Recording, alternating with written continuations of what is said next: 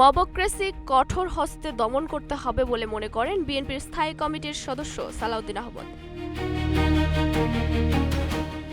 রোববার রাজধানীর বনানীতে গণমাধ্যম সম্পাদক ও সাংবাদিকদের সঙ্গে মতবিনিময় সভায় তিনি একথা বলেন। প্রথম আলো ও ডেইলি স্টারে হামলার প্রসঙ্গে সালাউদ্দিন আহমদ বলেন, কিছু কিছু গণমাধ্যমকে টার্গেট করে হামলা করা হয়েছে।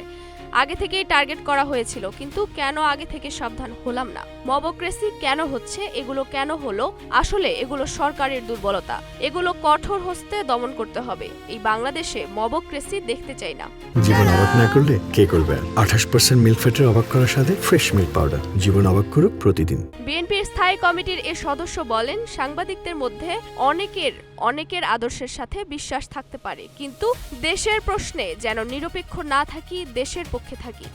তারেক রহমানের প্রত্যাবর্তনে গণতন্ত্রের খুঁটিটা যেন মজবুত হয়, সেই দিকে গণমাধ্যমের সহযোগিতা প্রত্যাশা করি।